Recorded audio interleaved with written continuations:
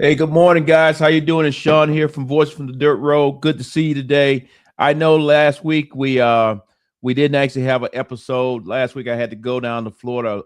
Aunt of mine passed away, and she helped raise me when I was a kid. So I had to show respect. So sorry for that we couldn't do the show.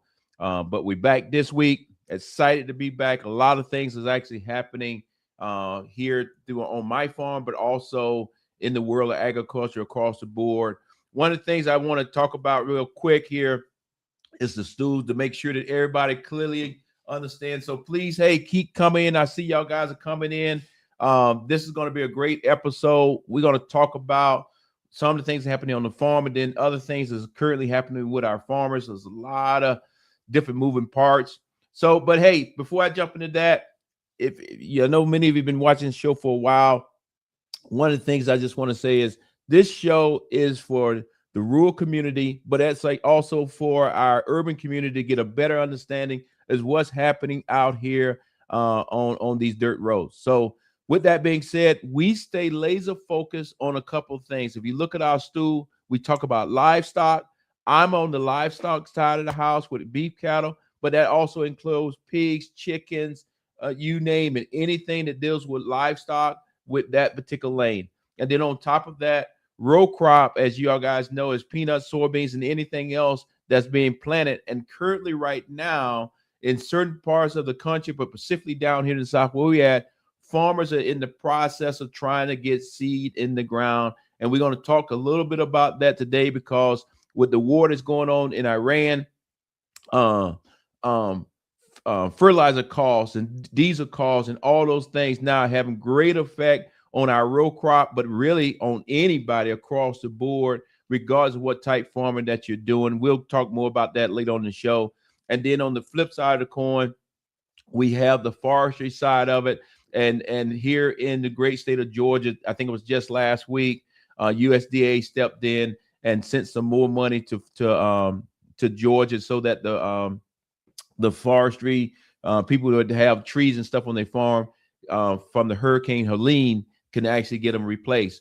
With that being said, I think most of us know when trees are being knocked down and you got to replace them, we're talking 30 to 30 plus years of growth before you get yourself back whole. So as we go through some of these things, we're not going to hit everything today, but I do want to tee some of these things up because we're going to start doing some longer shows, more in-depth shows on some of these actual issues so that we all understand what's going on. And then there in the background, you see the USDA. The USDA is that one pillow that really behind the scenes helps all of us as farmers across the board to be able to make it. And as y'all guys know, right now it's very tough to be a farmer. I don't care which side of the which part of the stool you're in.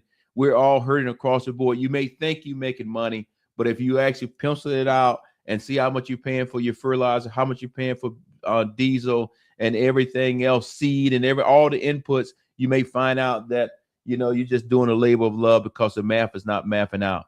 And then right now, still in DC, I think I talked about it a little bit last time, but still in DC, the farm bill itself still is basically trying to make its way through. But the reality of it is not moving like we want it to move.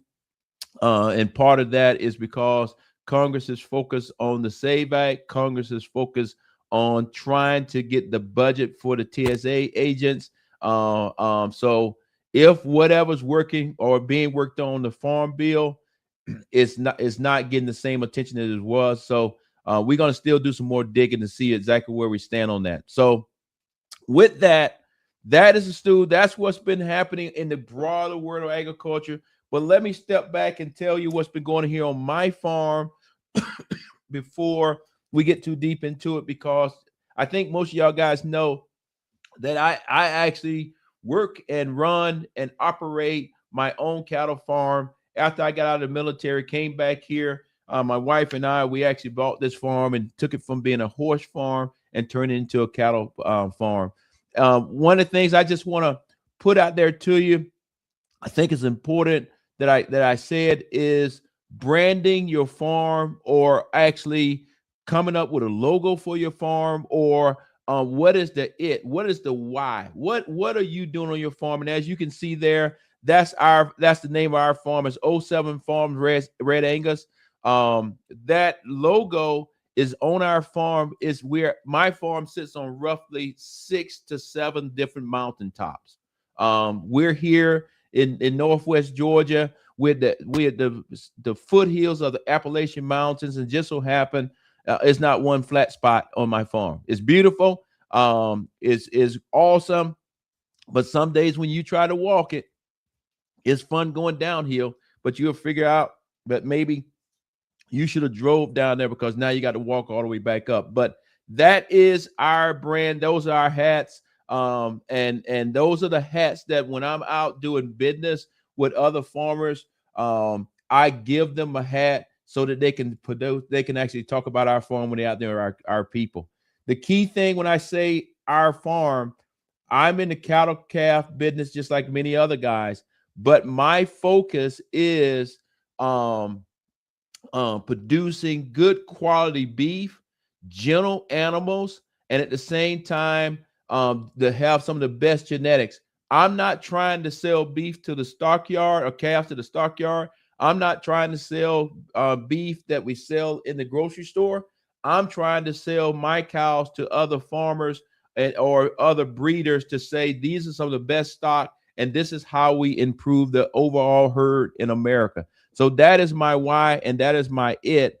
And I just kind of put that out there to any of the farmers that's been around for a while, but especially the new farmers, and especially my brothers and sisters that are veterans that are now getting into farming. I just kind of want to just pass that on to you this morning. So that's what I'm basically talking about, is what you're it, and then what makes you different from everybody else. Because when you get out here in this business, you got to have your own little niche, or you got to have your own path that says, okay, this is what we're doing on our farm, and this is why we're doing it.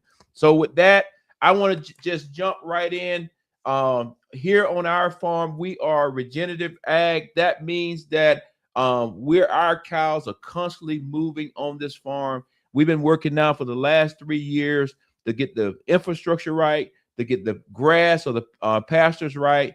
And I'm proud to announce that we just 2 days ago, we finished up all our infrastructure fencing, from cross fencing through paths through the woods to making sure the cows can go all the way around.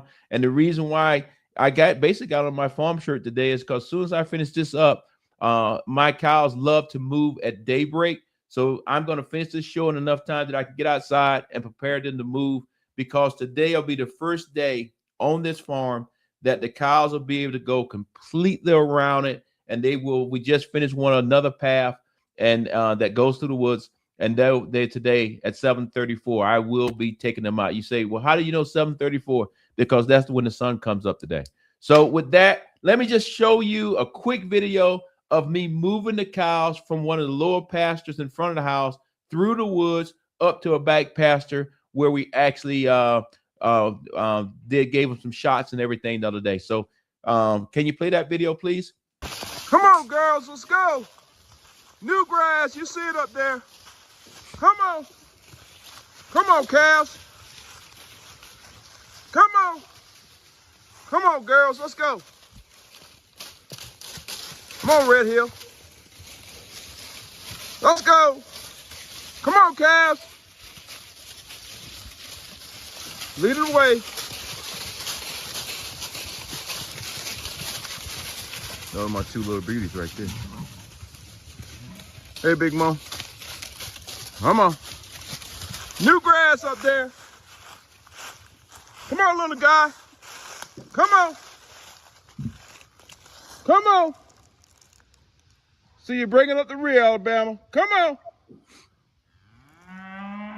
Come on. Let's go. Come on, catch up. I'm standing behind this tree because she's still kind of new to the process. Come on, girls. She's new to the process.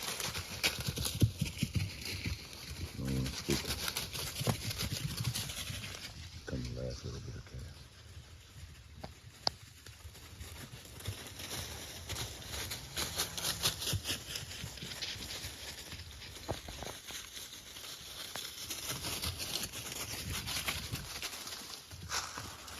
Could be everybody.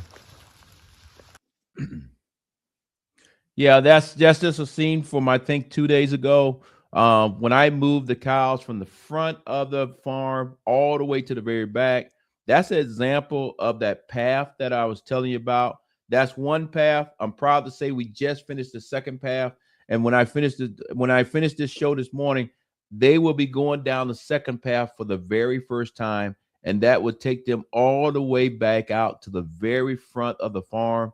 And then from that, they will start a process of going through 7 pastures over a period of time. So just to let you know, from the time they go in this front pasture today to the time they come all the way back behind the house this afternoon, I mean, where they are currently at right now is roughly somewhere between 65 to 70 days, depending on how the grass is growing. So that's how we actually do it. That's how we make sure that our cows are never actually eating in a pasture where they've been using the restroom. I'll say it that way. So we're constantly focused on the grass, but we're constantly focused on the health of our cattle and treating them extremely well. And as you can see, they're very gentle. And at the same time, you don't need a whole bunch of people hollering and screaming to make things happen. So the other thing is, hey, just I think it was yesterday or the day before, I can't remember. When we moved those cows up, we actually started them through the process. Calving season is actually over right now.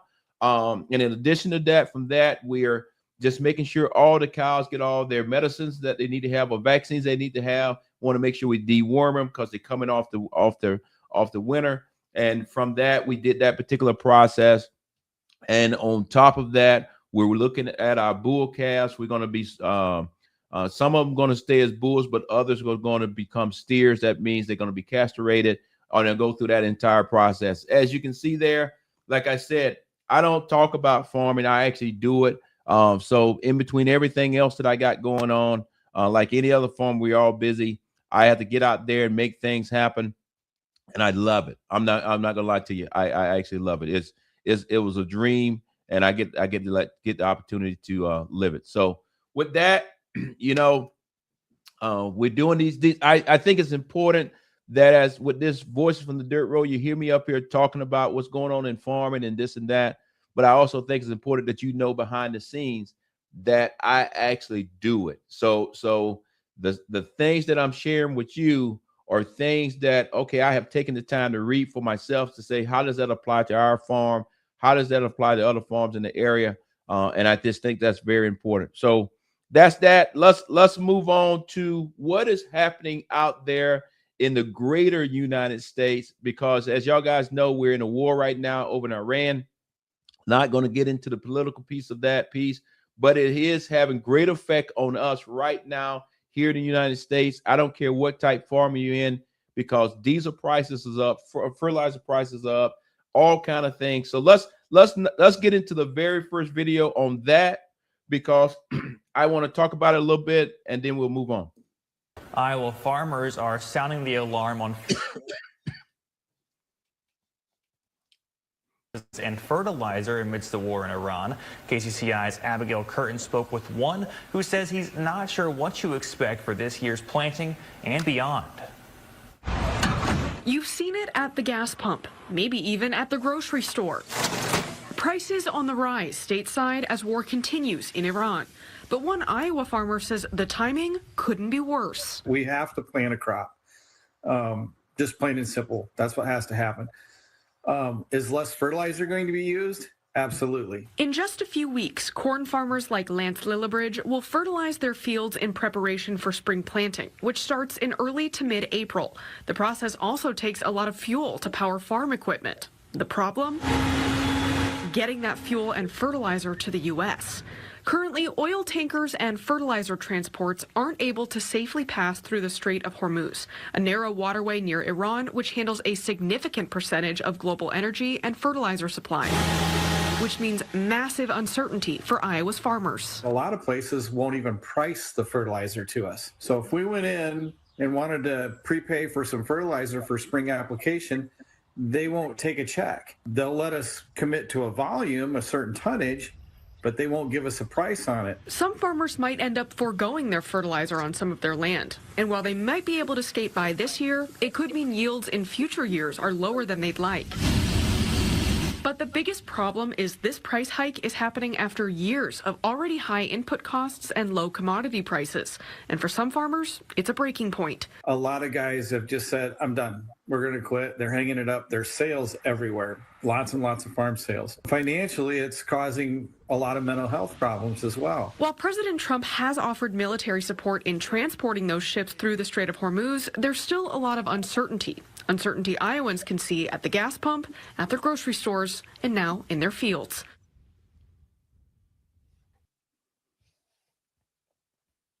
As y'all guys can see there, everybody's struggling across the board. One of the things before I jump into the video, I did see with somebody I actually look at the questions, and I see here that we just put up on the screen. It says, talking about, Sean, do you know anything about milk? I saw something on the key thing on the milk piece, at least when it comes to my farm. I'm on the beef cattle side of the house. So all the milk that our cows are producing is strictly there to actually help the calves grow. I do know, I know some other farmers in the area that are on the dairy side of the house, and on the dairy side of the house, those are the ones that are producing the milk that you actually drink when you go to the grocery store. I know it has been some discussion about drinking raw milk. I think, as some of y'all guys know, my wife is a physician, and I just would tell you, based on my experience of being overseas and being in different places where they drink raw milk, you have to be very careful to ensure that, in theory, you would say, yeah, it's not going to be any problem, but you could have a bad reaction, or your body just don't actually agree with it. So where I'm at when it comes to the milk piece of it, I want to make sure that USDA is checking everything to ensure that we don't actually make somebody sick or any of things like that. But what I will do is we'll look into it a little bit more in detail, and maybe potentially bring some dairy farmers onto the show and let them actually talk that particular piece, because I don't want to misspeak. But like I said, the type farming that I'm in is in beef cattle.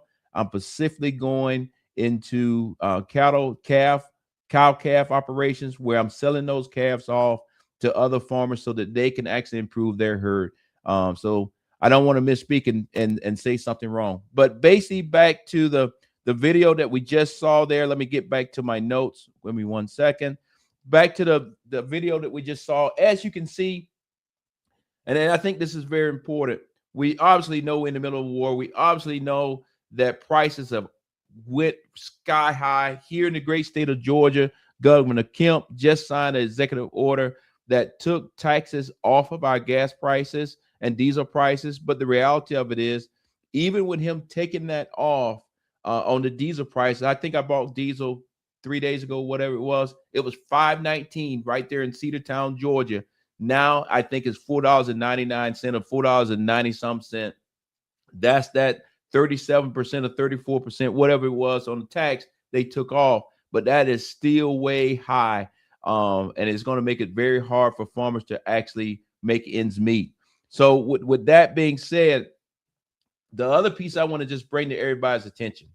You guys know I did some time over the Middle East, and I clearly know what I'm talking about on this piece. Much of our fertilizer, or the basic pieces that have to come to where we make fertilizer, comes out of the Middle East. It comes through the Strait of Hormuz. But the other piece I want to make sure that you clearly understand is that when that fertilizer or products start in the Straits of Hormuz, it takes anywhere from 60 to 80 days, depending on the weather and all those kind of things with what's happening out in the middle of the ocean, before it actually gets here, and then ultimately gets to the warehouses where the farmers can go and get it. One of the things I want to make sure that people understand is, I think the Trump administration, I think the governors, I think across the board, we need to launch major investigations into price gouging, because the fertilizer that farmers are trying to buy right now has been sitting in somebody's building for months. So that means that when they bought that fertilizer, they bought it at the price when it was cheap. Well, if you want to say cheap, when it was before this war that we're actually in. And I think that's important, that all the farmers need to get together and start pushing, calling your representatives to say, hey, somebody need to look into this at the state level, but somebody also need to look at the federal level, because we got a situation of price gouging because the fertilizer that is in the building, that particular company bought that fertilizer well before this war, and they bought it at a lower rate, and now they're trying to sell it at a higher rate as if it's still on a ship. And the reality of it is that ship has yet to make it through the Straits of Hormuz, and that is the fertilizer that should be higher versus the fertilizer here on the ground. Only reason I bring that to your attention is because I'm concerned that some of our farmers are going to end up filing for bankruptcy, or they're going to make a decision, say, okay, we're going to try to grow a crop without the fertilizer. And just like I said in the video, we may get a crop this year, but it may hurt us next year, and then we won't be able to feed America or feed the world. And I just personally hate when somebody takes greed into places and try to get over, especially on our farmers, our veterans, and across the board, and just everyday people. So that's that. So I just want to bring that to your attention. One other article I just want to talk about real quick this morning, because like I told you, I'm not going to keep you too long today, but it's this article here I read just the other day. I'm surprised it hadn't got that much attention by the USDA. But a decision was made to cancel a program of $300 million program. This program here was designed to help underrepresented farmers. Yes, I understand the whole DEI thing. I'm not going to get into that, but at the end of the day, what I want to make sure that everybody understands is even though it's showing this cotton stuff, many of these farmers here that are Black farmers, immigrant farmers, indigenous farmers, and veterans and other served groups, including women. These are the farmers many a times that are actually growing vegetables. These are the farmers that when you go to the market, that's where you get your little honey, and you go and you get your fresh vegetables. So these are the ones that when we say feeding America, these are the people that are actually feeding you every day, versus some of our larger farms are on the commodity side. That means they're actually growing hundreds and thousands of acres of corn that is ultimately not for you to eat, but it's actually to be harvested. It goes overseas to China. China then feeds it to their pigs, and then China sells us pork back here. That's how that system works. So when I read this, it concerned me, not because I'm African American, but it concerned me because, as y'all guys know, I'm a veteran. One of the ways that I was able to purchase this farm and put everything into it is because they considered me a veteran and gave us a chance to get into farming. And one of the things that's currently happening inside of the military as you transitioning out is a program that I went through, Boots to Farming, or Farmers to Boots, whatever you want to say, is transitioning, saying to veterans, you can come out of the military. We'll help you get on your feet. We'll help you get a piece of property. And now you can work that piece of property, because a lot of our veterans don't want to be in crowded areas. So it's a great way to be out on the land and at the same time have purpose and kind of go from there. So when I read this article, it caught my attention, because not because of the DEI piece. I understand what's currently going on with the government. That's a whole different story.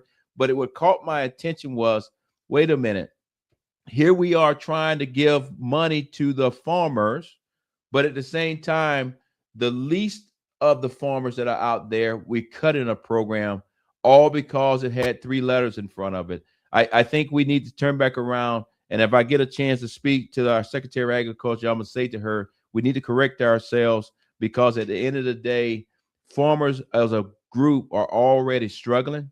The last thing we need to be doing is making even more struggle. because at the end of the day, when I see where veterans and minorities and women and everybody's not having an opportunity to get in agriculture, agriculture is already hard. Everybody does not wake up in the morning saying they want to come into to be a farmer. This is not easy work. Like I said, as soon as I jump off this thing, I'm going outside to move these cows. And those cows, they got a mind of their own. Either it's going to work great today or it's going to be a pile of manure. I just say it that way. But I love it. But I want to make sure that everybody that wants to get into farming has a way to get in. And right now, farming is very expensive to get in.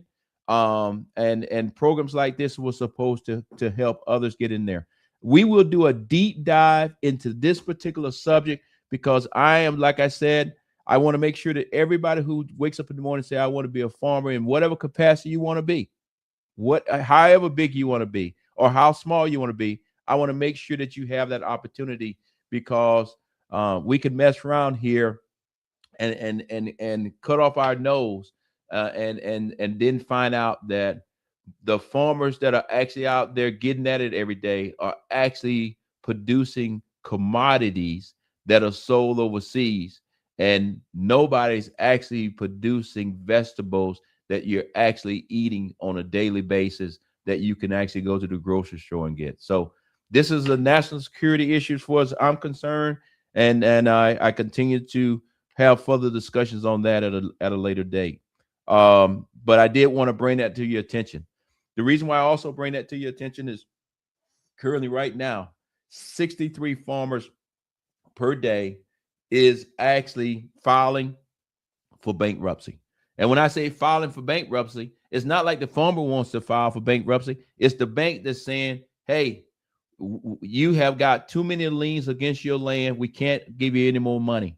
So sorry, you can't go buy the seed, you can't go buy the fertilizer, you can't go buy the diesel. And all those things come back to the early part of our show. All of those inputs are higher now. And what concerns me is more and more farmers going to end up, we pray they don't have to, but we're going to see more and more farmers end up having to file bankruptcy. That means their farmland goes up for sale. That concerns me. Can another farmer actually afford it, or is corporate America going to come and buy it up and plant houses everywhere? That is a whole different show in itself. But all that feeds into the last part of what I always say on every show is mental health. I'm truly concerned about our farmers and their mental health. We definitely here in the rural community don't have enough mental health facilities. Farmers are actually committing suicide at a faster rate than veterans. And like I already mentioned, veterans are being encouraged to go into farming because it's a way that you have purpose, a way that you can be out in the open spaces and have a purpose for what you want to do the second part of your life. But here I want to encourage farmers, if you have any issues out there, please, before you make a short-term decision for a long-term issue, call that 988 number, and there'll be somebody on that line or talk with you and help you get to the next day, because that's what all it takes sometimes. Just get to the next day. Today may look kind of blurry or look like a bad day, but if you can just make it to the next day, the sun will come up and somebody can help you get a better solution. So that's where we're at. I know today's show's been pretty quick. I think it's only been right now 29 minutes, about to be 30 minutes. But like I said, I wanted to let you know that we had to miss last week because my aunt passed away, and I definitely had to be there no matter what else was going on in my life. I was going to be there in Ocala, Florida. So big shout out to all my family and friends down in Ocala. But on top of that, next Friday is Good Friday. Out of respect for Easter and out of respect for the holiday, we will not be actually having a show. I want you to spend some time with your family, pull back, because that's what we're going to do here on our farm. We're going to pull back and spend some time with the family, spend some time, go see grandkids. The grandkids come see us. We'll see you the week after that. So with that, guys, thank you for tuning in. Thank you for the questions. Thank you for supporting us. Thank you for just taking the time to get up at 7 o'clock in the morning and listen to this old crazy veteran get up here and talk to you about farming. So again, thank you. Appreciate it. And y'all guys, hey, my coffee cup. Did we have a question before we get off? Let me just see. Oh, somebody says thank you. Take care, Sean. Life. Okay, thank you very much. And guys, my coffee cup is empty. We're done.